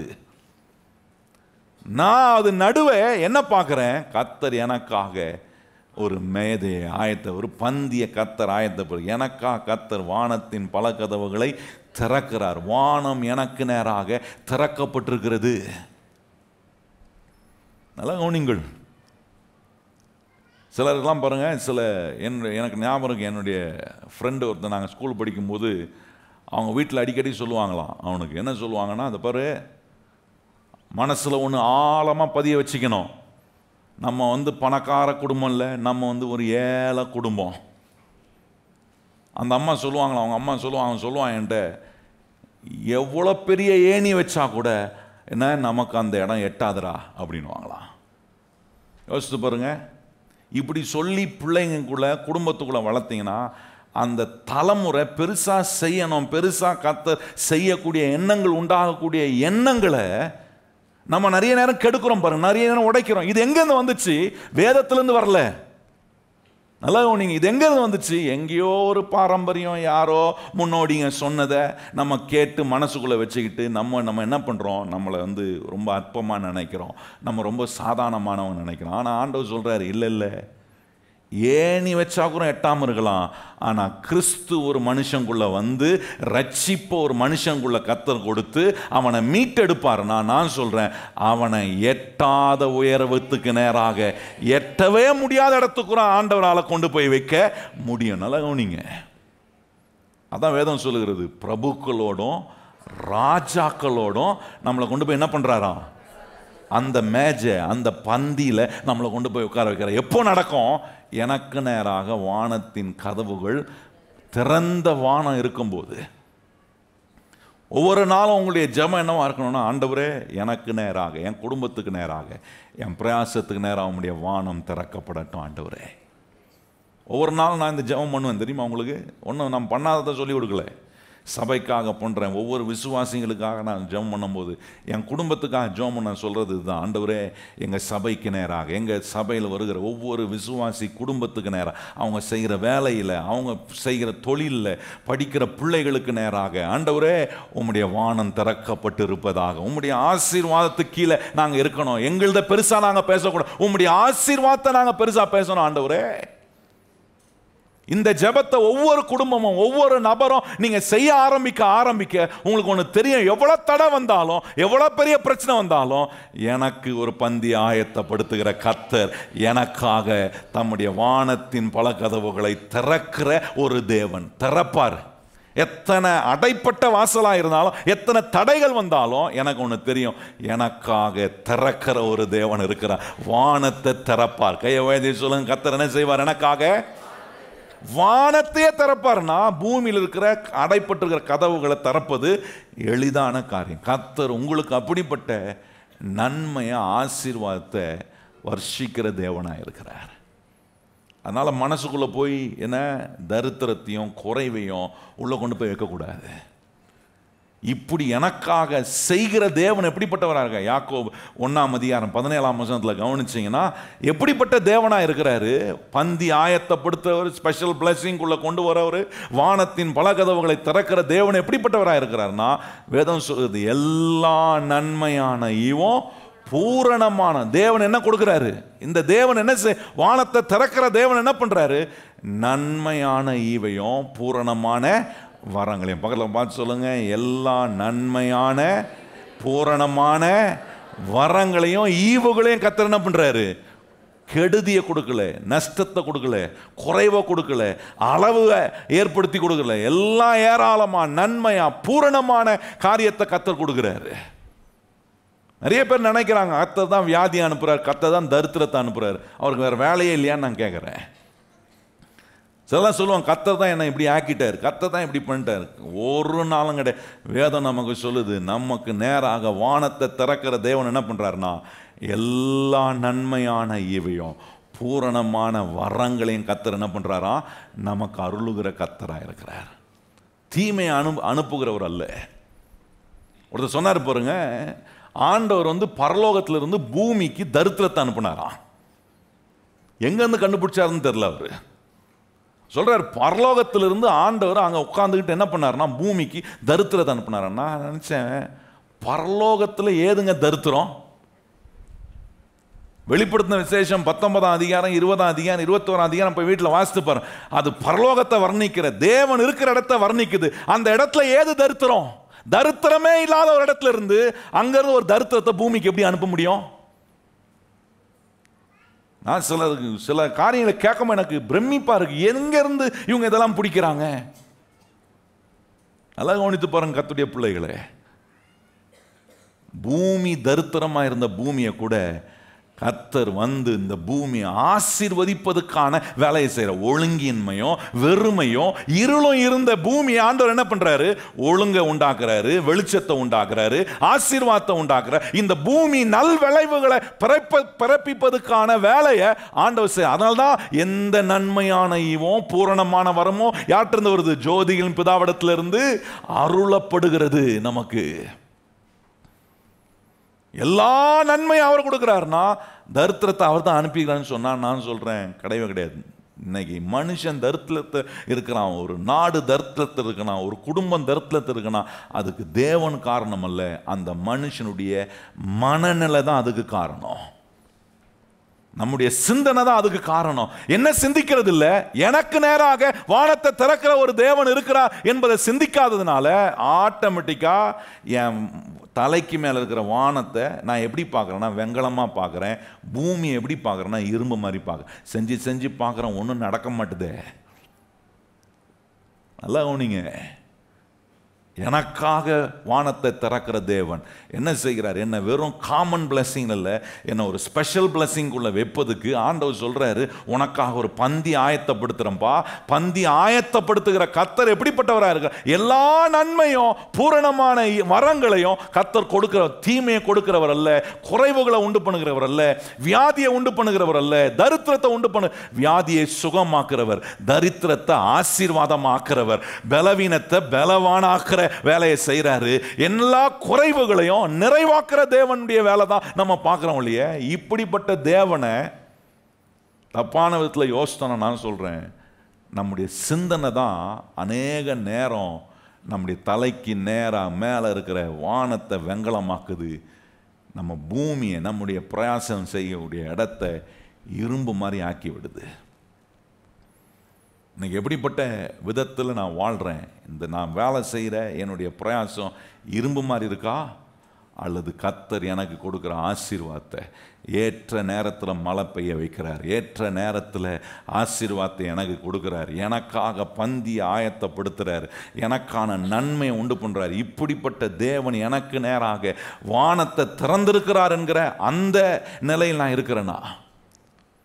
அல்லங்க, நீங்கள் வியாதியில் இருக்கிறீங்களா, பலவீனத்தில் இருக்கிறீங்களா, தரித்திரத்தில் இருக்கிறீங்களா, நஷ்டத்தில் இருக்கிறீங்களா, அதை நிராகரிக்கணும் உங்கள் வாழ்க்கையில். ஏன்னா எனக்காக ஒரு தேவன் இருக்கிறார். அந்த தேவன் யார்? தம்மை நம்புகிற பிள்ளைகளுக்காக வானத்தை திறக்கிற தேவனாயர். அவர் இருக்கும்போது நான் அதில் இருக்க வேண்டியது இல்லையே.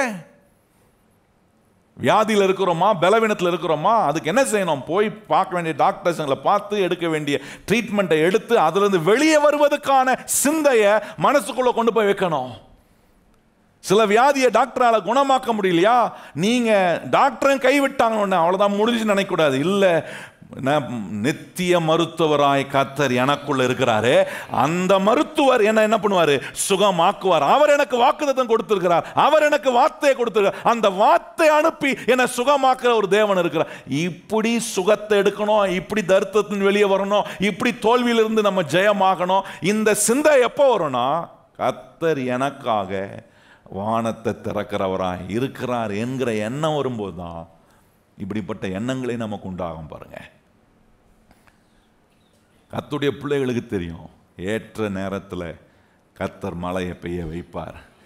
என் கையின் உழைப்பை நான் கையிட்டு செய்யும் என் வேலையில் கர்த்தர் ஆசீர்வாதத்தை கட்டளையிடுவார். அது மாத்திரமல்ல, தம்முடைய நல்ல பொக்கிஷ சாலையாகிய வானத்தை கர்த்தர் என்ன செய்கிறாரு? எத்தனை பேர் நம்புறீங்க? இன்னைக்கு கர்த்தர் இன்னையிலிருந்து உங்களுக்கு நேராக வானம் திறக்க. ஏன்னா அந்த சத்தியத்தை கேட்குறீங்க பாருங்க, உங்க சிந்தனைகள் மாறும், உங்க எண்ணங்கள் மாறும். இனிமே நீங்க இதுவரைக்கும் நீங்க தோல்வியை யோசிச்சிருக்கலாம், இதுவரைக்கும் உங்க பலவீனத்தை யோசிச்சிருக்கலாம், இதுவரைக்கும் உங்க வியாதியை யோசிச்சிருக்கலாம். ஆனா இன்னையிலிருந்து வானம் திறக்கப்பட்டதை யோசிக்கிறதுனால எனக்கு சுகம் உண்டு, எனக்கு பலன் உண்டு, எனக்கு ஜெயம் உண்டு, எனக்கு எல்லா தடைகளையும் மதில் போல இருக்கிற பிரச்சனைகள் எல்லாம் நான் மிதித்து நொறுக்கி தாண்டி முன்னேறி செல்லக்கூடிய வாசல்கள் திறக்கப்படும். ஏன்னா இனி இரும்பல்ல, இனி கர்த்தரின் ஆசீர்வாதம் என்னுடைய உழைப்பின் மேல, என் பிரயாசத்தின் மேல கர்த்தர் கட்டளையிடுறார். ஏன்னா என் தேவன் எனக்காக ஒரு பந்தி ஆயத்தம் பண்ணியிருக்கார். விருந்து சாலைக்கு கூட்டிட்டு போறார். பக்கத்துல பார்த்து சொல்லுங்க, கர்த்தர் உங்களை எதுக்கு கூட்டு போறாரு? வாழ்ற வாழ்க்கை, குடும்பம் ஒவ்வொரு நாளும் இப்படி விருந்து சாலையில் இருக்கிற மகிழ்ச்சி நிறைந்த குடும்பமாக இருக்கணும். ஒரு விருந்து சாலைக்கு போனால் எப்படி இருக்கும் முகம்? கொஞ்சம் யோசிச்சு பாருங்க. சுடுமூஞ்சி மாதிரி இருக்கிற இஞ்சி தின்ன குரங்குன்னுவாங்க பார்த்தீங்களா? அந்த ஆளை கூட்டு போய் கூட நீங்கள் விருந்து சாலை விட்டீங்கன்னா சிரிக்காத ஆளு கொஞ்சம் பார்த்தீங்கன்னா கொஞ்சம் முகம்லாம் கொஞ்சம் பிரைட் ஆகும். ஏன்னா கிடைக்காதெல்லாம் இருக்கும். அங்கே இது வரைக்கும் வாழ்க்கையில் கிடைத்தராத நிறைய நன்மைகள் அவருக்கு முன்பாக இருக்கும். அதை பார்க்கும்போது ஆட்டோமேட்டிக்காக உள்ள வெளியே வாயில் சிரிக்கிறனாக்குறோம், உள்ளம் சந்தோஷத்தினால என்ன பண்ணுது? பொங்குது.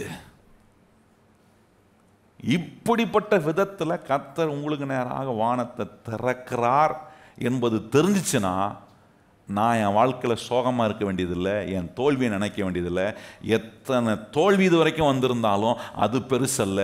இன்னையிலிருந்து கர்த்தர் எனக்காக வானத்தை அவர் திறக்கிறதுனால அத்தனை தோல்விகளையும் கர்த்தர் ஜெயமாக மாற்ற அவர் வல்லவர். எத்தனை காரியத்தை நான் இழந்திருந்தாலும் இன்னைக்கு ஒரு புதிய துவக்கத்தை கர்த்தர் உண்டு பண்ண அவர் வல்லவராய் இருக்கிறார் என்கிற ஒரு நம்பிக்கை எனக்குள்ள வரும்.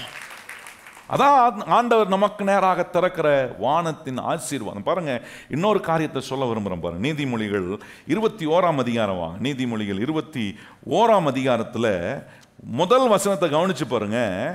இங்கே ஆண்டவர் என்ன சொல்றாருன்றத நம்ம கவனிக்கும் போது, எனக்காக வானத்தை அவர் திறப்பார்னா தேவனால செய்ய முடியாதது ஒன்றுமே கிடையாது. கையை உயர்த்தி சொல்லுங்க, எனக்காக வானத்தை திறக்கிற கர்த்தரால செய்ய முடியாத காரியம் ஒன்றுமே இல்லை. வாசிப்போமா? இணைந்து முதல் வசனம் வாசிப்போம். ராஜாவின் இருதயம் கர்த்தரின் கையில் நீர்க்கால்களை போல் இருக்கிறது, அதை தமக்கு தமது சித்தத்தின்படி அவர்.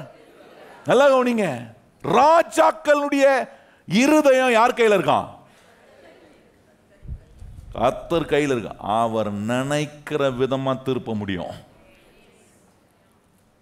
எப்படி போட்டிருக்குன்னா இங்கே என்ன, நீர்க்கால்களை போல இருக்கின்றல ரிவர். அந்த வார்த்தை நீர்க்கால்னா ரிவர். இன்னொரு மொழிபெயர்ப்பில் எப்படி வருதுன்னா ரிவர்ன்ற வார்த்தைக்கு பதிலாக சேனல்னு வருது. வாய்க்காலை போல இருக்கான். நல்லா கவனிங்கள். ஆண்டவர் என்ன சொல்றாரு, இதுவரைக்கும் வாழ்க்கையில் நடக்கல, பல காரியங்கள் வரல, என்னென்னமோ பண்ணி பார்த்துட்டேன், ஒண்ணுமே நடக்க மாட்டுது, ஒண்ணுமே நடக்கல, ஒரு வழியும் திறக்கல. ஆண்டவர் சொல்றாரு, மறந்துடாத, எதுவும் நடக்கலன்னா இங்க ஆண்டவர் நமக்கு ராஜாக்களுடைய இருதயமே கர்த்தருடைய கையில தான் இருக்கு. எந்த ராஜா செய்ய மாட்டேன்னு சொல்றானோ அந்த ராஜாவுடைய இருதயத்தையே மாத்துறதுக்கான சக்தி உள்ள தேவன் நம்முடைய ஆண்டவராக இருக்கிறார். ஏன்னா ராஜாக்களே உண்டாக்குன ராஜா அவர் தான். சொல்றாரு, ராஜாவுடைய இருதயத்தை மாத்துறது ரொம்ப சுலபம் கிடையாது. உன்னை சொல்லிட்டானா உலகத்தில் இருக்கிற ராஜா பாருங்க, அந்த காலத்தில் ஆண்ட ராஜாங்கெல்லாம் பிடிவாதம் வந்துருச்சுன்னா அந்த பிடிவாதத்தில் நிற்பான். கரெக்டாக தப்போ நான் சொல்லிட்டேன் அப்படிதான், மாற்ற மாட்டான். சொல்றாரு, அப்படிப்பட்ட ஒரு ராஜாவா இருக்கக்கூடிய ஒரு மனுஷனுடைய அந்த ராஜாவுடைய இருதயத்தை கூட நான் மாற்ற முடியும். ஏன்னா வாய்க்கால் போல, நீர்க்கால்களை போல அப்படின்னும் போது வெறும் ரிவர்ல சேனலா வாய்க்காலா மாத்துறேன். நல்ல கவனிங்கள். இன்னைக்கு நிறைய பிரயாசங்களை செஞ்சிருக்கிறேன், நிறைய முயற்சிகள் எடுத்திருக்கிறேன், ஆனா என் மேல மழை பெய்யல, என் மேல எனக்கு நேராக வாய்க்கால்கள் திறந்து விடப்படல, வாய்க்கால்கள் எனக்கு நேராக வரல. நல்லா கவனிச்சு பாருங்க. ஒரு விவசாயி நிலம் எடுத்தீங்கன்னா அந்த விவசாயி நிலத்துக்கு நேராக நிறைய வாய்க்கால்கள் இருக்கும் பாருங்க. அந்த வாய்க்கால்களை எதுக்கு வச்சிருக்கிறாங்கன்னா தண்ணி அந்த நிலத்துக்கு நேராக வருவதுக்காக. மழை பெய்யலனா கூட அந்த தண்ணி தேங்கி இருக்கிற தண்ணி இருப்பாங்க, ரிவர்ல இருந்து வாட்டர் இவங்களுடைய லேண்டுக்கு வருவதுக்கு ஏதுவான வாய்க்கால்களை வைத்திருப்பாங்க. அந்த வாய்க்காலை வெட்டுவாங்க. வெட்டும் போது திறக்கும் போது அந்த வாய்க்காலில் இருந்து தண்ணி அவங்களுடைய நிலத்துக்குள்ள வரும். இன்னைக்கு ஒருவேளை நம்முடைய வாழ்க்கையில எந்த விதமான ஆசீர்வாதமும் இல்லை, எந்த விதமான மாற்றமும் இல்லை, இன்னும் எவ்வளவோ பிரயாசப்பட்டு பார்க்கிறேன், ஒரு பிரயாசத்தின் பலனையை நான் பார்க்கல. ஆனா கர்த்தர் சொல்றாரு, உனக்கு நேராக இன்னையிலிருந்து கர்த்தர் வாய்க்கால்களை திறக்கிறவராக இருக்கிறார். திறக்கும் போது இதுவரைக்கும் தண்ணி இல்லாம, இதுவரைக்கும் ஆசீர்வாதமா இல்லாம இருக்கிற நிலத்துல கூட கர்த்தர் தம்முடைய ஆசீர்வாதத்தை, அப்படிப்பட்ட வாழ்க்கையில அப்படிப்பட்ட குடும்பத்தின் மேல கர்த்தர் ஆசீர்வாதத்தை வர வைப்பாரு. ஊர்ல பழமொழி சொல்லுவாங்க, பார்த்துருக்கீங்களா? ஒண்ணுமே நடக்க மாட்டுது, ஒண்ணுமே முன்னேற்றமே இல்லைன்னா சிலர்லாம் விரத்தியில சொல்றத நீங்க கேட்டிருப்பீங்க. என்ன சொல்லுவாங்க? எவன் காட்டுலயோ மழை பெய்யுது, நான் நல்லா ஜெபம் பண்றேன், நல்ல கர்த்தரை ஆராதிக்கிறேன், வசனத்தை கேட்கிறேன், என் காட்டுல மழை பெய்ய மாட்டுதே. இன்னைக்கு கர்த்தர் சொல்றாரு, உங்க காட்டுல தான் மழை பெய்ய போகுது. இதுவரைக்கும் பெய்யலையா? இன்னிலிருந்து கர்த்தர் வானத்தை திறக்கிறாரு, மழையை உங்க மேல பெய்ய வைப்பாரு, நடக்காததெல்லாம் நடப்பித்து காட்டுவாரு, எல்லா பழையவைகளையும் ஆண்டவர் ஒழித்து போட்டு இதோ புதிய காரியத்தை கர்த்தர் இன்றைக்கு துவங்குகிறார். ஏன்னா உங்களுக்கு நேராக வானத்தின் பல கதவுகளை கர்த்தர் திறக்கிறார். அது ஒரு நல்ல பொக்கிஷ சாலையம். அவர் திறந்தாருன்னா அதை அடைக்கிறதுக்கு ஒருவராலும் முடியாது. நிச்சயமா ஆண்டவர் உங்களுக்கு நேராக வைத்திருக்கிற தம்முடைய நல்ல பொக்கிஷ சாலையாகிய வானத்தை கர்த்தர் திறக்கிறாரு. அதான் சொல்றாரு, தமக்கு சித்தமான விதத்தில் அவர் என்ன பண்றாரா? திருப்புகிறாரா. இன்னைக்கு கர்த்தர் நம்முடைய சபைக்கு நேராக தம்முடைய சித்தத்தை நிறைவேற்ற, இன்னைக்கு நமக்கு நேராக வானத்தை திறக்க கர்த்தர் சித்தம். எவ்வளோ பேர் எவ்வளோ கடினமான ஒரு ஆளாக இருந்தால் கூட, என்ன உங்களுக்கு பல நன்மையை தடுக்கிற ஒரு கடினமான ஆளாக இருந்தால் கூட கர்த்தர் சொல்றாரு, இன்னைக்கு நான் உனக்கு நேராக வானத்தின் பல கதவுகளை திறக்கிறதுனால அந்த மனுஷனுடைய இருதயத்தை நான் என்ன செய்ய முடியுன்றார்? கர்த்தரால திருப்ப முடியும். எல்லாம் கவனிங்கள். இப்படிப்பட்ட ஒரு தேவனை சேவிக்கிறோம், ஆராதிக்கிறோம் என்கிற எண்ணம், இந்த விசுவாசம், இந்த தேவன் மேல கண்ணை வைக்கணும். அந்த மனுஷன் உதவி செய்வானா, இந்த மனுஷன் செய்வானா, இவர்கிட்ட போனா நமக்கு தயவு கிடைக்குமா? நான் சொல்றேன், எங்க போனாலும் தயவு கிடைக்காது. கர்த்தர் தம்முடைய வானத்தை திறப்பாருனா மனுஷனுடைய இருதயத்தை, சூழ்நிலைகளை மாற்றுவார். இதுவரைக்கும் உங்களுக்கு எதுவுமே நடக்காமல் இருந்திருக்கலாம், ஆனால் இன்னிலிருந்து சகலத்தையும் செய்து முடிக்க வல்லவராய் இருக்கிற தேவனுடைய சகாயமோ அற்புதமோ உங்களுக்கு நேராக நடந்துக்கிட்டே இருக்கும். ஒவ்வொரு நாளும் கேட்கணும், ஆண்டவரே என்னுடைய வாழ்க்கையும் என்னுடைய உழைப்பும் ஆண்டவரே நீர் எனக்காக திறக்கிற திறந்த வானத்துக்கு கீழாக என்னுடைய வாழ்க்கை இருக்கணும். என் பிள்ளைங்க அந்த ஆசீர்வாதத்தில் இருக்கணும், என் குடும்பம் அந்த என் சரீரம் அந்த ஆசீர்வாதத்துக்குள்ளே இருக்கணும், என்னுடைய உழைப்பு அந்த ஆசீர்வாதத்துக்குள்ளே இருக்கணும். ஆண்டவரே என் தலைக்கு மேலே இருக்கிற வானம் வெங்கலமாக மாறக்கூடாது. ஆண்டவரே நான் வேலை செய்கிற இந்த பூமி எனக்கு இரும்பா மாறிடக்கூடாது. ஆண்டவரே மழை பெய்யணும். ஆண்டவரே என் உழைப்புல நீர் ஆசீர்வாதத்தை கட்டளையிடுகிறீர். ஆண்டவரே உம்முடைய நல்ல பொக்கிஷ சாலையாகிய வானத்தை நீ திறந்து எனக்கு நீர் கொடுக்கிற பலனை நான் ருசி பார்க்கணும். இப்படிப்பட்ட ஒரு நிலையில் நான் வாழணும். ஆண்டவரே ஆண்டவர் சொல்றாரு பாருங்க, ஏசாயா 43 அதிகாரம், இந்த வசனத்தை வாசித்து முடிக்க விரும்புகிறேன். ஏசாயா 43 அதிகாரத்தில் ஆண்டவர் சொல்கிற ஒரு வார்த்தை பாருங்க, 18ஆம் வசனம் நினைக்கிறேன். ஏசாயா 43 அதிகாரம் 18ஆம் வசனம், எல்லாரும் வாசிப்போமா? ஆண்டவர் சொல்ற என்ன நடக்கும் பாருங்க, முந்தினவைகளை நினைக்க வேண்டாம், பூர்வமானவைகளை. ஆண்டவர் சொல்ற வானம் திறக்கப்பட்ட பிறகு ஆண்டவர் சொல்றாரு, இன்னைக்கு இந்த வானம் திறக்கப்பட்டிருக்கு. வேலைக்கு போகும்போது எழும்பினோன்னா ஒவ்வொரு நாளும் சொல்லணும், கர்த்தர் தம்முடைய நல்ல பொக்கிஷ சாலையாகிய வானத்தை என்ன பண்ணியிருக்கிறாரு. எத்தனை பேர் நம்புறீங்க இன்னைக்கு உங்களுக்கு திறந்திருக்கான்ற விசுவாசம் இருக்கா? இது வரைக்கும் வெங்கலம் மாதிரி இருந்திருக்கிறோம். நீங்கள் செய்கிற வேலை, நீங்கள் செய்கிற பிரயாசம் எல்லாம் வெங்கலம் போல இருந்திருக்கலாம். ஆனால் கர்த்தர் என்னைக்கு வானத்தை திறக்கிறாரோ இனி வெங்கலம் அல்ல, இனி பலன் நிறைந்த ஒரு ஆசீர்வாதமான வாழ்க்கை. அதான் சொல்ற பாருங்க, முந்தினவைகளை நினைக்க வேண்டாம், பூர்வமானவைகளை சிந்திக்க வேண்டாம். இதோ நான் புதிய காரியத்தை செய்கிறேன், இப்பொழுதே அது தோன்றும், நீங்கள் அதை அறிவீர்களா? நான் வனாந்திரத்திலே வழிகளையும் அவாந்திர வழியிலே ஆறுகளையும். ஆண்டவர் சொல்ற வார்த்தை அதில் பாருங்க, இப்பொழுதே அது தோன்றும். பக்கத்தில் பார்த்து சொல்லுங்க, இப்போவே அது உங்களுக்கு நடக்கும். சொல்லுங்க, இப்போவே கர்த்தர் உங்களுக்கான அற்புதத்தை செய்வார், உங்களுக்கான வாசலை கர்த்தர் திறப்பார், உங்களுக்கான நன்மையை கர்த்தர் உங்கள் மேல கட்டளையிடும். ஏன்னா வானம் எனக்கு நேராக திறக்கப்பட்டிருக்கு. தாவீது பொறுக்கின மூணாவது கல், அந்த மூணாவது கூழாங்கல் சொல்லுது, தாவீதுக்கு தெரியுது என் வாழ்க்கை, என்னுடைய பிரயாசம் கர்த்தருடைய திறந்த வானத்துக்கு நேராக இருக்கு. உங்கள் வாழ்க்கை ஒவ்வொரு நாளும், இந்த ஜெபம் உங்கள் வாழ்க்கையில் ஒவ்வொரு நாளும் இருக்கணும். ஆண்டவரே இன்னைக்கு நான் வெளியே போகிறேன், இன்னைக்கு ஒரு நாளை எனக்கு கொடுத்துருக்குறேன். ஆண்டவரே இந்த நாள், ஆண்டவரே நீர் என்னுடைய வாழ்க்கையும் என்னுடைய உழைப்பும் என்னுடைய லிவிங் அண்ட் மை லேபர், ஆண்டவரே let it be under your open heaven, உம்முடைய திறந்த வானத்துக்குள் இருப்பதாக. இதெல்லாம் கர்த்தர் ஜனங்களுக்கு செய்கிற ஒரு ஆசீர்வாதங்க. இதெல்லாம் எனக்கு நடக்குமா, இதெல்லாம் எனக்கு வாய்க்குமா, இது எப்படி எனக்கு நடக்கும், அதெல்லாம் அந்த சந்தேகத்தெல்லாம் தூக்கி போட்டு, நான் கர்த்தருடைய ரத்தத்தினால் கழுவப்பட்டிருக்கிறேன், நான் மீட்கப்பட்டிருக்கிறேன், நான் அவருடைய பிள்ளை, நான் அவருக்கு ரொம்ப ஸ்பெஷல்.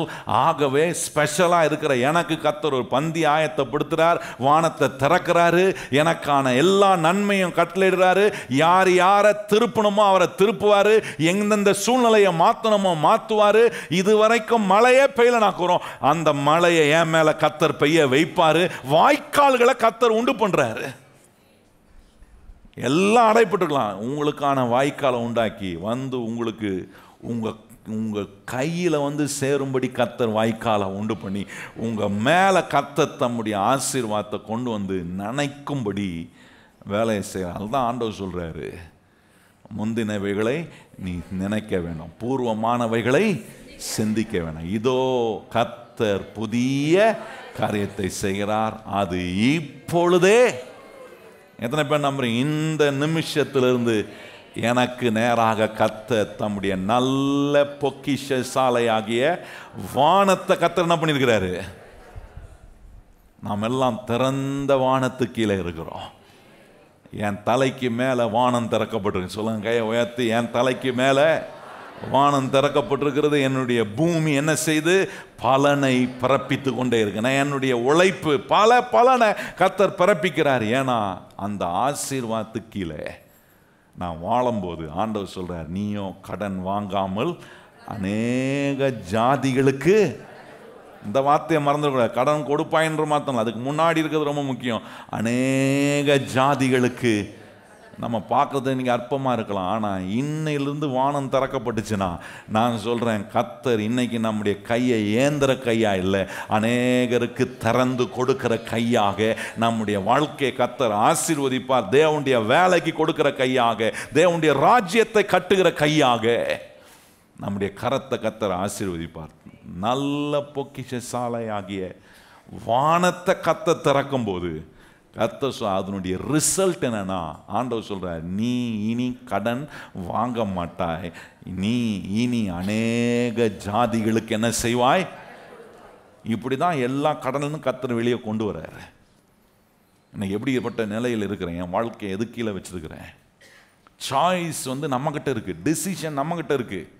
ஆண்டவரே, எனக்கு நேராக நீர் திறந்த வானத்தை உண்டு பண்ணுகிற தேவன், என்னுடைய வாழ்க்கையின் மேலையும் என்னுடைய உழைப்பின் மேலே நீர் உண்டு பண்ணுகிற, அதை நான் நம்புகிறேன். ஆண்டவரே, அதுக்கு ஏற்ற விதத்தில் நான் உண்மை சார்ந்து கொள்கிறேன், உம்முடைய வழிகளை நான் கை கொள்கிறேன், உம்முடைய சத்தியத்தின்படி நான் நடக்க நான் ஒப்பு கொடுக்குறேன் அப்படின்னு சொல்கிற கர்த்தருடைய பிள்ளைகளுக்கு நேராக என்ன செய்யணுமோ அந்த அற்புதத்தெல்லாம் கர்த்தர் செய்ய அவர் வல்லவராய் இருக்கிறார். எழுமி நிப்போம், நம்ம ஜெபம் பண்ணலாம். கரம் உயர்த்தி வாய்களை திறந்து சொல்லுங்கள், ஆண்டவரே, உம்முடைய நல்ல பொக்கிஷ சாலையாகிய வானத்தை நீர் எனக்கு இன்றைக்கு திறந்திருக்கிறீர். சொல்லுங்க, வாயை திறந்து, இன்றைக்கு எனக்கு நேராக வானம் திறக்கப்பட்டு, என் தலைக்கு மேலாக வானம் திறக்கப்பட்டிருக்கிறது. வெண்கலம் அல்ல. சொல்லுங்க, வாயை திறந்து, வெண்கலம் அல்ல, எனக்கு நேராக கர்த்தர் வானத்தை திறந்திருக்கிறீர். ஆண்டவரே, நன்மையை நீர் உண்டு பண்ணுகிறீர், ஆசீர்வாதத்தை என் மேல வருஷிக்கிறீர்.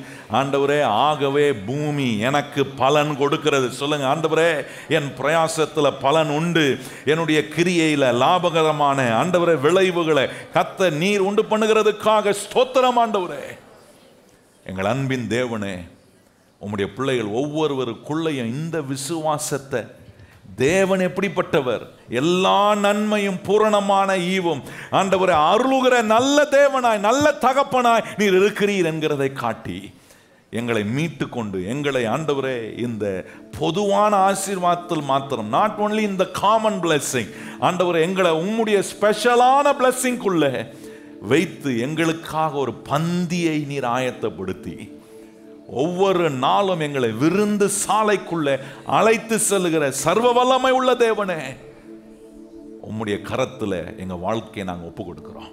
இந்த கேட்ட சத்தியத்தின்படி நாங்கள் எங்க வாழ்க்கையை ஒவ்வொரு நாளும் உம்முடைய திறந்த வானத்துக்கு கீழே வைக்க, நல்ல பொக்கிஷ சாலை ஆகிய வானத்தை கர்த்தர் திறப்பார். அந்த ஆண்டவரே, திறக்கப்பட்ட வானத்துக்கு கீழே ஏற்ற நேரத்தில் மழை பெய்யும். ஆண்டவரே, எங்களுடைய கையின் பிரயாசங்கள் எல்லாம் ஆசீர்வதிக்கப்படும். அப்படிப்பட்ட விளைவுகள் எங்களுக்கு உண்டாகும் போது நாங்கள் கடன் வாங்காமல் அநேக ஜாதிகளுக்கு கடன் கொடுக்கிறவர்களாய் எங்களை நீர் மாற்றுகிறதுக்காக ஸ்தோத்திரம். உங்களுடைய பிள்ளைகள் ஒவ்வொருவரும் இந்த சத்தியத்தின்படி ஆசீர்வதிக்கப்படட்டும்.